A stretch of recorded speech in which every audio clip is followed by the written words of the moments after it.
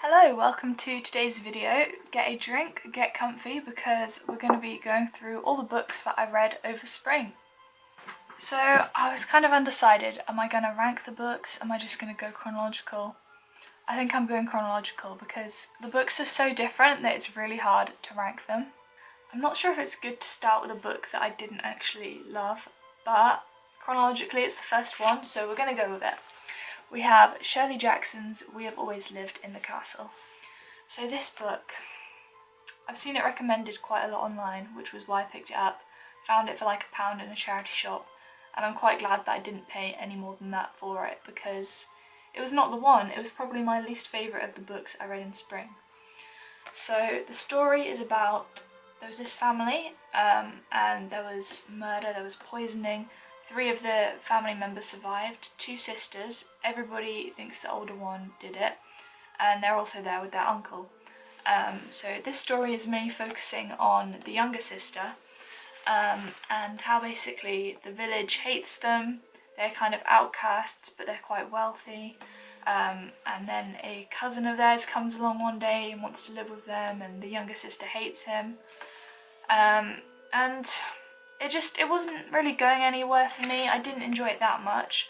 I think what I liked most and what slightly brought it back for me was that there is a afterword at the end by Joyce Carol Oates. Shirley Jackson's Witchcraft, We Have Always Lived in the Castle.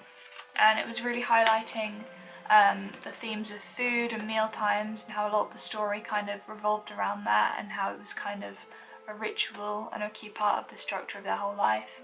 And it was also highlighting how the main character, the younger sister, was kind of engaging in a lot of very like individualistic witchcraft, like just using like magic words, trying to protect her surroundings, kind of burying things here and there for protection. And yeah, it was all a bit odd, but I didn't see the point really. Probably wouldn't read it again. But yeah, now let's get off to a better start and go on to number 2. So we're switching things up a bit. We're moving away from murder and witchcraft to marriage. We have Tim Keller's The Meaning of Marriage. As you can tell, I sound a bit more excited talking about this book than the last one. This isn't the first Tim Keller book I've tried reading either. I tried reading his book on prayer as part of a book club a couple of years ago, but we all really struggled with it. I don't know if it's just because prayer is a bit less juicy of a topic than marriage, which is kind of sad. Or if this book was just better written, I'm not sure. I also just want to mention quickly thoughts and prayers with the family of Tim Keller, because he passed away a couple of weeks ago. Now I'm just going to cover a little bit of the content of the book because I just thought it was so worthwhile to share. He points out that the Bible both begins and ends with a wedding, with Adam and Eve, and then with Christ and the church. I thought there was a really great chapter called Loving the Stranger, and I think some of it was inspired by the work of Stanley Hauerwas. He says, "We never know whom we marry. Even if we think we marry the right person, they will change. The primary problem is learning to love and care for the stranger to whom you find yourself married." Another quote I really loved that I wrote down was, "Seek to serve one another rather than to be happy, and you'll find a new and deeper happiness." Another note, wedding vows are not a declaration of present love, but a mutually binding promise of future love. Yeah, I just thought, great book, really recommend, go check it out.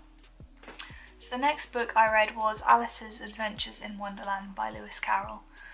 I've never been massively inclined towards this story, but I got this really lovely copy of it, and I wanted something quite chill and easy to read, which this was. I'm not a big fan of the whole "it was only a dream" kind of thing at the end, but I did really enjoy like the absurdity of it. I love things that are really random and weird and don't quite make sense. I also thought it was interesting that a lot of the time the logic and sense of the characters in Wonderland was actually greater than Alice's. Like sometimes Alice would do or say things that to me didn't make sense. When like the caterpillar would ask who she is, and she's like, "I don't know who I am." Like, you could literally just say, "I'm Alice, I'm a girl." Like, why do you have to be so weird and complicated about it? I also enjoyed the bits that I didn't know from the Disney film, because the Disney film is my only real knowledge of the story. and there were definitely some weird characters that were left out. For example, the Duchess, this rather interesting looking character. I think she has this baby that turns into a pig. And there's also this character called a mock turtle, based off mock turtle soup or stew, I can't remember. And then he just has this whole song that goes on for ages. So it's really weird. I did enjoy the nonsensical aspects of it, but at the same time, definitely not my favourite story ever. So the next book we have here is Pride and Prejudice by Jane Austen. I spoke a bit about this book whilst I was actually reading it in my previous video, so be sure to check that out if you haven't already. What have I written about this in my notes? Okay, so the characters. I loved how real they were, how they had quite well developed personalities. They had their different flaws and strengths, some of them being too shy, some of them too outspoken, too proud, too judgmental, etc, etc. I really enjoyed seeing the friendships in the book between the sisters, between Mr. Darcy and Mr. Bingley. I just think friendship is such a valuable and sought after thing that we should, as a society, value more highly. I also loved the thrill of falling in love that you feel reading Pride and Prejudice. Like, it's just so heartwarming and exciting. I also really appreciated some of the values and messages that were encouraged in the novel, because you have love, but you also have wisdom, grace, forgiveness, changing from the negative aspects of yourself.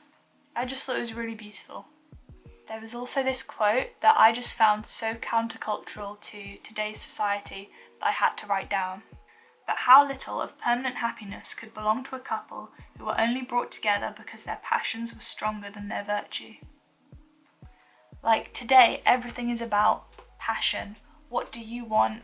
Do what you want, do what you feel like doing, don't hold back. That's what we're told today. But to read that your virtue should be stronger than your passion, like, I need to hear that. Probably everyone needs to hear that. So the next book I read was C.S. Lewis's The Silver Chair from the Chronicles of Narnia. So this is the penultimate Narnia book. I've been going through them very slowly, probably since 2020, maybe reading a couple of them a year. But either way, I really enjoyed it. It's probably one of my favourite of the Narnia books. I enjoyed the simplicity that they had a quest to go on to rescue a prince. They had lots of exciting mythical creatures. They had marsh wiggles, they had giants, gnomes, an underground world, a legend, a prince, a witch, a serpent. And I just think those components together make a lovely, wholesome story. I also just really love the illustrations. I think that's one of the things that keeps bringing me back to children's books sometimes, is when they have just gorgeous pictures in them. For example, I love this one as well. And at the end there was just this beautiful magical winter scene. Yeah, just go back to the Narnia books if you want something relaxing and happy. So after reading a couple of really light-hearted, nice, wholesome books, I wanted something darker and edgier.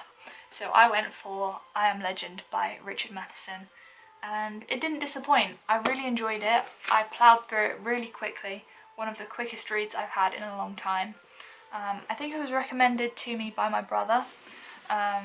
He loves his sci-fi, and both of my brothers and I have read Dracula and really enjoyed that, but this is a very different vampire story. It's about Robert Neville, who is the last living man on Earth because everybody else is a vampire. And you kind of get his reflections on how it happened over a period of months. You get to see his daily routine, trying to keep his house maintained whilst every night vampires are attacking it. You see him going through the trauma of having lost his wife and child, him doing research on how to get out of this situation and if there's any hope. And I just really enjoyed it. I enjoyed reading about his emotional outbursts, how he kind of developed a sense of normalcy, is that a word? In such a crazy situation. But the only reason I would give it 4 instead of 5 stars is because some of the plot became a little bit confusing to me. when Matheson was trying to include the scientific aspects of the plot, because he was going on about this vampire bacteria and how there were two kinds of vampires. There were the sort that were alive and the sort that were dead, and for me, I got a bit confused. I was trying to reread bits of it to see if I could get some clarity, but I still didn't. And as soon as this became a key plot point, I felt that could have been a lot clearer. But otherwise, I really enjoyed it. If you're struggling to get into reading and you need something that is a quick read but will just grip you and you'll feel glad you read it, I would definitely go for I Am Legend. So, for the final book, I was kind of debating whether or not to include it because I actually started it in November, but I only just finished it a few days ago, so we're going to include it.